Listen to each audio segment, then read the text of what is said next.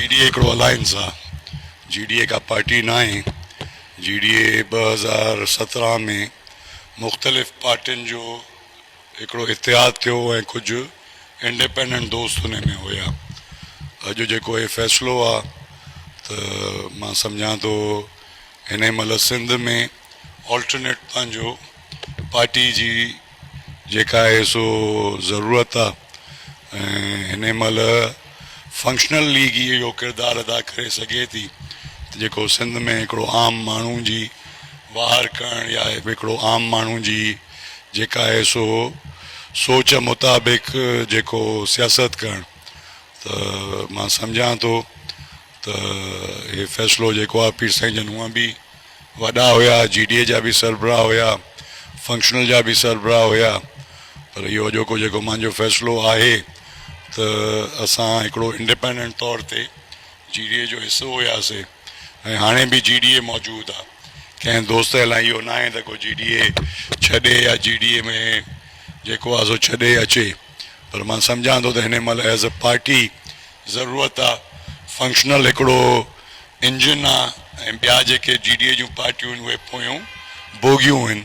जॾहिं functional engine मज़बूत थींदो त अञा वधीक जेको आहे सो बहितरी पंहिंजो माण्हुनि जे लाइ बि थींदी। इंशाअल्लाह जेको सिंध में 20 सालनि जी इक़्तिदार आहे पीपल्स पार्टी जो, त उन में एतिरे हद ताईं आम माण्हू जेको आहे सो हिकिड़ो हुनजी ओनरशिप न आहे। त इन जे लाइ मां सम्झां थो त हिन महिल इहा ज़रूरत आहे वक़्त जी। इंशाअल्लाह पीर साईं जी क़यादत में यानी पीर साहिब जन पंहिंजो पाण हिन पंहिंजी सियासी तहरीक जी अॻुवाणी कंदा त इंशाअल्लाह मूंखे यकीन आहे त सॼे सिंध जे अंदरि वॾी चेंज जेका आहे सो सियासी प्लेटफॉर्म जी ज़रूरत आहे। इहे हिकिड़ो अलायंस आहे। हाणे अलायंस में दोस्त जेके वेठा आहिनि उन्हनि जी मुख़्तलिफ़ सोच आहे ऐं मां इहो ई अर्ज़ु रखां थो त हिन महिल सिंध में सॼी जेके बि ऑपोज़िशन जूं पार्टियूं आहिनि उन्हनि खे हिकिड़ी जाइ ते वेही ऐं ज़रूरत आहे त हिन सॼे निज़ाम जे ख़िलाफ़ु हिन सॼे सिस्टम जे ख़िलाफ़ु हाणे बि अवामी हे नुमाइंदा न आहिनि, हे फॉर्म 47 जा नुमाइंदा आहिनि, पर मां सम्झां थो जे मज़बूत थी माण्हू पंहिंजो इन प्लेटफॉर्म ते ऐं सिंध में ईंदड़ इलेक्शन में मज़बूत हूंदासीं त 47 फॉर्म ॾियण वारा बि ज़रूरु सोचींदा त असां हेतिरी वॾी अवामी क़ुवत खे कीअं जेको आहे सो जीअं हिकिड़ो PTI जो मिसाल मौजूदु आहे।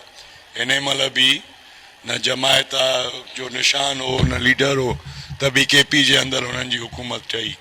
त मां सम्झां थो त इंशाअल्लाह सिंध में बि इहा ई सूरत हाल आहे त माण्हू मायूस आहिनि, उन्हनि खे इहा ज़रूरत आहे त को निकिरी हुननि जी अॻुवाणी करे। ऐं मां सम्झां थो पीर साहिब बि वाहिद सिंध जो हिन महिल लीडर आहे जंहिंजी ऑनेस्टी ते, जंहिंजी डिग्निटी ते, जंहिंजी मां सम्झां थो सियासी सोच ते जेको आहे सो हुनजो को बि मैच न आहे। ऐं इंशाअल्लाह पीर साहिब जन जी क़यादत में निकिरंदा जॾहिं बि त इंशाअल्लाह सिंध जो अवामनि सां गॾु